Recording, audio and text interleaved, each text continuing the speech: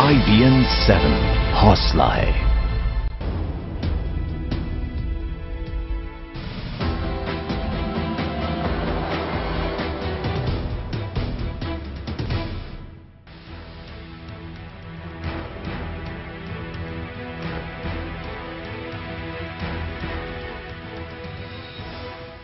पाकिस्तान ने एक बार फिर दिखा दिया कि वो भरोसे के लायक नहीं है। कश्मीर में महज 10 घंटों में ही एक के बाद एक 4 आतंकी हमले हुए। एक अफसर समेत 11 जवान शहीद हो गए और इन्हीं हमलों के बीच लाहौर की एक रैली में आतंकवादियों का सरगना और भारत का मोस्ट वांटेड हाफिज सईद पाकिस्तानी सियासतदानों की मौजूदगी में भारत के खिलाफ जहर उगलता रहा।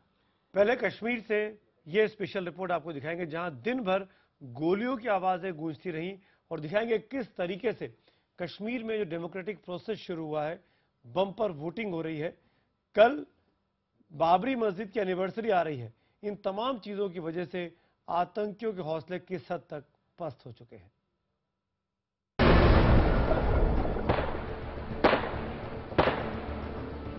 जब चुनाव के 2 चरणों में नहीं हुआ आतंकियों की धमकी का कोई असर, जब बुलेट को दरकिनार कर लोगों ने चुना बैलेट, जब रिकॉर्ड 70% से ज्यादा हुई वोटिंग, तो बौखला गए आतंकवादी। एक तरफ आतंक को वोट के जरिए लोगों ने दी चोट, तो दूसरी ओर सरहद पार सरेआम जलसा कर आतंक का सरगना आतंकियों को भारत के खिलाफ उकसाता रहा। नतीजा, बौखलाए आतंकवादियों ने कश्मीर घाटी में एक के बाद एक 4 हमले किए। पहले उरी का मोहुरा, फिर श्रीनगर का सौरा, उसके बाद शोपियां और फिर त्राल। प्रधानमंत्री के श्रीनगर दौरे से 3 रोज पहले घाटी में आतंकवादी हमले की शुरुआत हुई उत्तरी कश्मीर में सीमा के करीब बारामूला के उरी से। यहां के मोहुरा में सेना के कैंप पर फिदायीन आतंकवादियों ने हमला बोला। वक्त तड़के 3 बजे। निशाना सेना की 31 फील्ड रेजिमेंट का शिविर मोहुरा। जी हां, सोच समझकर हमले का वक्त चुना गया। फिदायीन आतंकवादियों ने बेहद सधे हुए अंदाज में सबसे पहले शिविर के गेट पर खड़े सैनिकों पर हथगोले फेंके और फिर अंधाधुंध फायरिंग करते हुए अंदर घुस गए। हमारे फौजियों ने मुंहतोड़ जवाब दिया। फौरन ही पास के सैनिक शिविर से मदद पहुंच गई। उस गाड़ी पर बाहर खड़े आतंकवादी ने फायरिंग की, जिसकी वजह से गाड़ी पलट गई। इसमें एक सैन्य अफसर समेत कुल 3 सैनिक शहीद हो गए। 3 बजे हमें फायर का आवाज आया, बस उसके बाद हमें कोई पता नहीं। आपको क्या लगता है, मिलिटेंट घुसे हुए हैं अंदर? हाँ, लगता है ऐसे ही मिलिटेंट घुसे हुए हैं। सेना के मुताबिक आतंकवादी ट्रेन थे, यानी पूरी तरह प्रशिक्षित। उन्हें घेर लिया गया। आतंकवादी अलग अलग दिशाओं में जा छुपे और फायरिंग करते रहे, हथगोले फेंकते रहे। करीब 6 घंटे तक यूं ही मुठभेड़ चलती रही। उसके बाद सेना ने चौतरफा हमले में सभी 6 आतंकवादियों को मार गिराया। उनके पास से 6 AK-47 राइफलें और 55 मैगजीन, 32 जिंदा grenade, 2 shotgun, 2 night vision binocular, 4 radio set और 1 मेडिकल किट बरामद हुआ। इस आतंकी हमले में सेना का एक लेफ्टिनेंट कर्नल और 7 जवान शहीद हुए, जबकि जम्मू कश्मीर पुलिस के एक सब इंस्पेक्टर और 2 कांस्टेबल शहीद हुए। ये तस्वीरें मुठभेड़ खत्म होने के बाद की हैं। देखिए, इनमें मारे गए सभी आतंकी दिख रहे हैं और उनके पास से बरामद हथियारों का जखीरा भी। ये पाकिस्तान की सपोर्ट के बगैर नहीं हो सकते। पाकिस्तान से मेरा आशय है पाकिस्तान आर्मी के खिलाफ। वो क्यों कर रहे हैं, उनका लॉन्ग टर्म एम तो वही है कि वो कश्मीर मुद्दे को अलाइव रखें, उसको अंतर्राष्ट्रीय स्तर पर दोबारा लाने की कोशिश करें, और इसका जो इमीडिएट एम हो सकता है वो एक तो J&K में इलेक्शन हो रहे हैं। इस बीच देर शाम प्रधानमंत्री नरेंद्र मोदी ने भी आतंकवादी हमले की कड़े शब्दों में निंदा की। उन्होंने कहा, यह हमला निंदनीय है। जम्मू कश्मीर में जमकर हुई वोटिंग से बेहतर होते हालात को खराब करने की कोशिश है। 125 करोड़ भारतवासी हमले में शहीद हुए जवानों का सर झुकाकर नमन करते हैं। ये सैनिक देश के लिए जिए और शहीद हुए, ये देश उन्हें नहीं भूल सकता। वहीं जम्मू कश्मीर के मुख्यमंत्री उमर अब्दुल्ला ने भी इसे आतंकवादियों की हताशा करार दिया। उन्होंने ट्वीट किया, लिखा, इस हमले ने एक बार फिर दिखाया कि हताश आतंकवादी शांति और सामान्य हालात को बाधित करेंगे। जम्मू कश्मीर में तीसरे चरण के तहत उरी समेत 6 विधानसभा क्षेत्रों में 9 दिसंबर को वोट पड़ने हैं।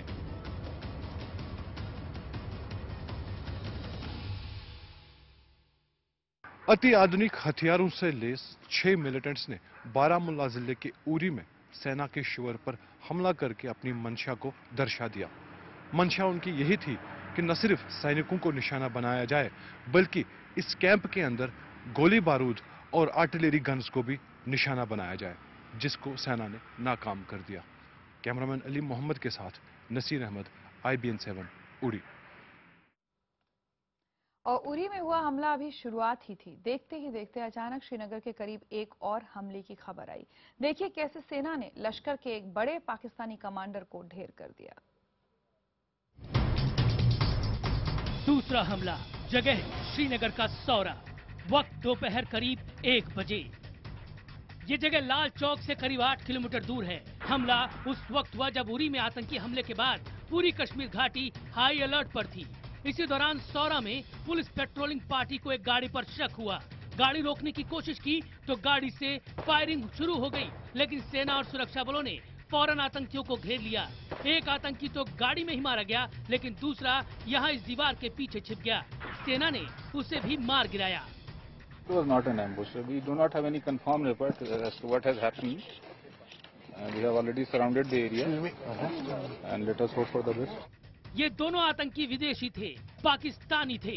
मारे गए आतंकियों में लश्कर का कमांडर कारी इसरार था। ये आतंकी श्रीनगर शहर में घुसने की फिराक में थे, लेकिन सुरक्षा बलों के सफल खुफिया तंत्र से मिली जानकारी और उनके ऑपरेशन ने आतंकियों के मंसूबों पर पानी फेर दिया। नसीर अहमद, श्रीनगर, IBN 7। आज मानो जैसे आतंकी हमलों का दिन था। आतंकी एक बड़े प्लान के तहत जैसे काम कर रहे थे और उनका ये प्लान शोपियां में भी नजर आया। यहां पर तीसरा हमला हुआ। तीसरा हमला, जगह शोपियां, वक्त करीब 2 बजे। दक्षिण कश्मीर के शोपियां में आतंकियों ने एक थाने पर ग्रेनेड से हमला किया। चलती गाड़ी से ग्रेनेड फेंका गया, लेकिन अच्छी बात यह रही कि इस आतंकी हमले में ना तो कोई सुरक्षाकर्मी और न ही कोई आम नागरिक हताहत हुआ। हालांकि आतंकवादी भागने में कामयाब हो गए। आपको बता दें कि कश्मीर में हो रहे चुनाव का अगला चरण 9 दिसंबर को है। 9 दिसंबर को मतदान होना है, लेकिन लोगों का कहना है कि वो ऐसे आतंकी हमलों से डरने वाले नहीं। Whatever attack today has taken place here in Uri, people are still going to come out and vote in good numbers? We are not afraid of this thing.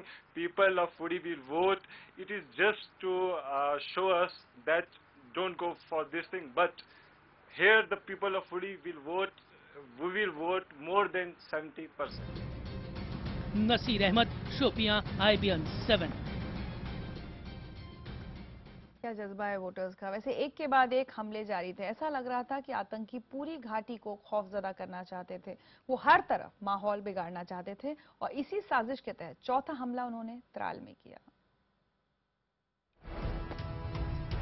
चौथा हमला, जगह त्राल, करीब वक्त शाम के करीब 4 बजे।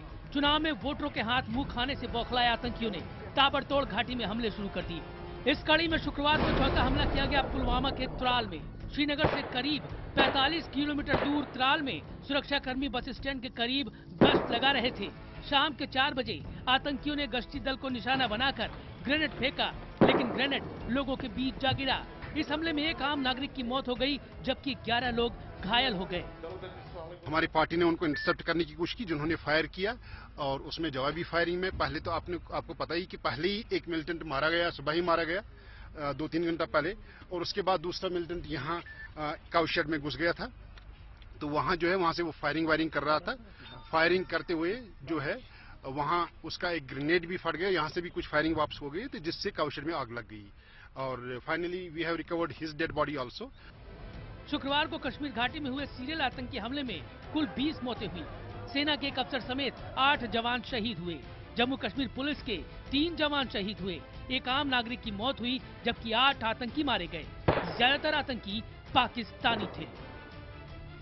कश्मीर घाटी में एक के बाद एक हुए 4 हमलों में 20 से अधिक लोग आज मारे गए और इन मिलिटेंट हमलों से साफ जाहिर होता है कि जो 2 चरणों में लोगों ने चुनाव में बढ़ चढ़ कर हिस्सा लिया, उससे मिलिटेंट ऑर्गेनाइजेशंस काफी मायूस हैं। कैमरामैन अली मोहम्मद के साथ नसीर अहमद, IBN 7, श्रीनगर। घाटी में चुनाव चल रहे हैं। प्रधानमंत्री नरेंद्र मोदी की भी यहां रैली होनी है। यही नहीं, कल बाबरी विध्वंस की बरसी भी है और इन सब के बीच ये आतंकी हमले आखिर किस बात की ओर इशारा कर रहे हैं, देखिए हमारी ये खास रिपोर्ट।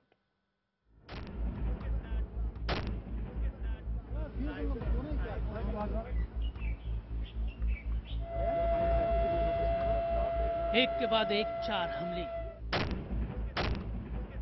एक ही दिन में एक के बाद एक 4 हमले। ऐसा लग रहा था कि आतंकवादी किसी भी तरह घाटी को फिर दहशतगर्दी की आग में झोंकना चाहते हैं। आखिर इसकी वजह क्या है? सवाल कई हैं। क्या ये हमले पाकिस्तान में बैठे लश्कर के मुखिया हाफिज सईद की जिहादी रैली की वजह से हो रहे हैं? क्या ये हमले जम्मू कश्मीर में रिकॉर्ड मतदान की वजह से हुए हैं? क्या ये हमले प्रधानमंत्री नरेंद्र मोदी की 8 दिसंबर के अनंतनाग और श्रीनगर की रैली के मद्देनजर किए गए हैं? या फिर ये हमले बाबरी मस्जिद विध्वंस की बरसी यानी 6 दिसंबर की वजह से हुए हैं? कयास कई हैं, लेकिन ज्यादातर जानकारों का मानना है कि असल में पाकिस्तानी सेना और आईएसआई जम्मू कश्मीर में रिकॉर्ड तोड़ वोटिंग की वजह से घबराई हुई है। उसे लगता है अगर जम्मू कश्मीर में जमहूरियत की जीत हुई तो उनके आतंक की दुकान बंद हो जाएगी। It is clearly evident that the Pakistani army and its ISI have become desperate, and they are disheartened by the large voter turnout in the first 2 phases of the assembly elections, and at any cost want to disturb the elections in Jammu and Kashmir. तो क्या शुक्रवार को एक साथ 4 हमलों की वजह पाकिस्तान की हताशा है? जरा गौर फरमाइए।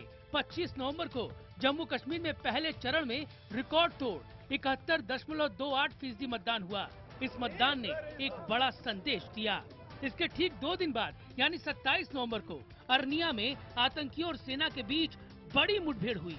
इसी दिन सेना ने कई आतंकियों को घुसपैठ की कोशिश में मार गिराया। 29 नवंबर को आतंकियों ने एक बार फिर श्रीनगर में लाल चौक पर ग्रेनेड हमला किया। आतंकियों ने सीआरपीएफ की टुकड़ी पर ग्रेनेड हमला किया था। इसमें 2 बच्चे, 1 महिला और सीआरपीएफ के एक सब इंस्पेक्टर समेत 9 लोग घायल हुए थे। 3 दिसंबर को जम्मू कश्मीर के लोगों ने एक बार फिर आतंक को वोट की चोट मारी और दूसरे चरण के मतदान में भी 71% वोट देकर रिकॉर्ड बनाया। इसी दिन आतंकियों ने एक और बड़ी कोशिश की। उन्होंने पुलवामा जिले में सुरक्षा बलों पर हमला किया। इसमें सीआरपीएफ के एक सब इंस्पेक्टर शहीद हो गए। इसी दिन पुलवामा जिले में ही सुरक्षा बलों ने 6 घुसपैठियों को मार गिराया और बड़ी मात्रा में गोली बारूद की बरामदगी की।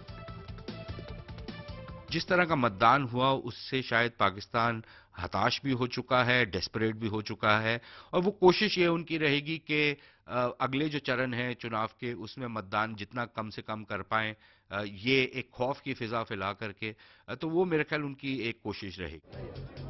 राज्य में 9 दिसंबर और 14 दिसंबर को तीसरे और चौथे चरण का चुनाव होना बाकी है। अलगाववादियों के बायकॉट के ऐलान, आतंकवादियों के हमले के बावजूद जिस तरह से लोगों की भीड़ वोट देने के लिए लाइन में लग रही है, वो आतंकवाद को करारा जवाब है। ये जवाब है पाकिस्तान में बैठे आतंकी संगठनों, हाफिज सईद जैसे लोगों को भी। जाहिर है उनकी बौखलाहट अब इन आतंकी हमलों से दिख रही है। Bureau report, IBN 7।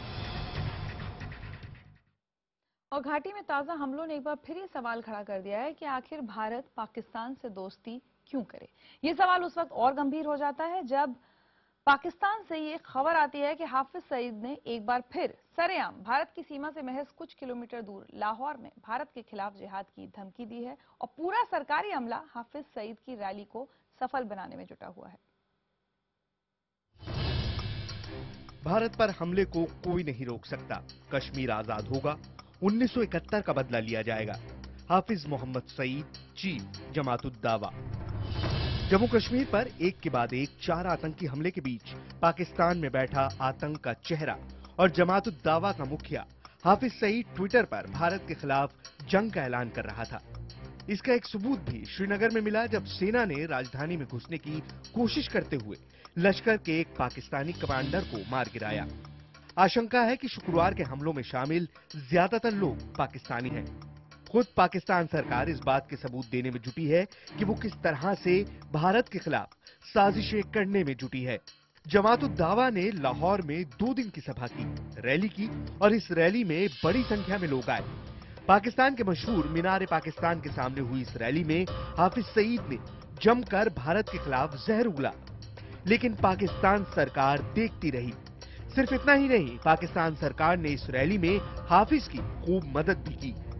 पाकिस्तान को भी इस बात को देखना होगा कि उसके देश में जिस तरह से दुनिया के सबसे ज्यादा खतरनाक और खूंखार आतंकवादी अपनी शैतानी हरकतों को अंजाम दे रहे हैं, वो अगर बंद नहीं हुआ तो पाकिस्तान के लिए ये बहुत गंभीर और बहुत जो है वो भारी पड़ेगा। लेकिन पाकिस्तान ने हाफिज को रोकने की बजाय बाकायदा उसकी रैली के लिए 2 एक्सप्रेस ट्रेनें चलवाईं। इन ट्रेनों में भरकर जमात के समर्थक लाहौर लाए गए। सैकड़ों की संख्या में निजी और सरकारी बसें जमात की इस रैली को सफल बनाने में जुटी हुई थी। पाकिस्तान के हैदराबाद और कराची शहर से बड़ी संख्या में लोगों को इन बसों में भरकर लाहौर लाया गया। यही नहीं, गुलाम कश्मीर से भी लोगों को लाहौर पहुंचाने का जिम्मा पाकिस्तानी सेना और ISI ने खुद उठाया।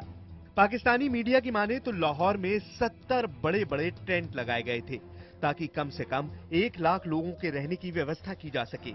सोचिए, ये सब उस शख्स के लिए जिसके सिर पर अमेरिका ने 60 करोड़ रुपए का इनाम रखा हुआ है, जो भारत का मोस्ट वांटेड है, जिस पर सैकड़ों लोगों के कत्ल का इल्जाम है, जिसकी संस्था जमात उद दावा घोषित आतंकी संस्था है। वो लाहौर में लोगों की भीड़ के सामने पाकिस्तानी सियासतदानों की मौजूदगी में भारत को चुनौती दे रहा था। I would describe it as nothing short of mainstreaming of terrorism.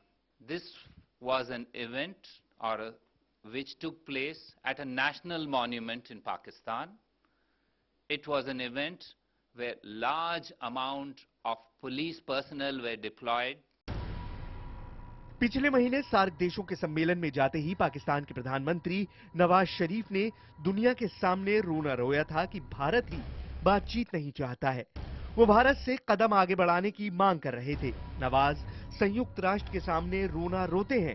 America के राष्ट्रपति बराक ओबामा से कश्मीर मामले में दखल की मांग करते हैं। लेकिन देखिए, उनके ये आंसू उस वक्त मगरमच्छ के साबित होते हैं जब उनकी पूरी सरकार हाफिज जैसे आतंकी की सेवा में लग जाती है। क्या भारत ऐसे नवाज पर भरोसा कर सकता है? Bureau report, IBN 7।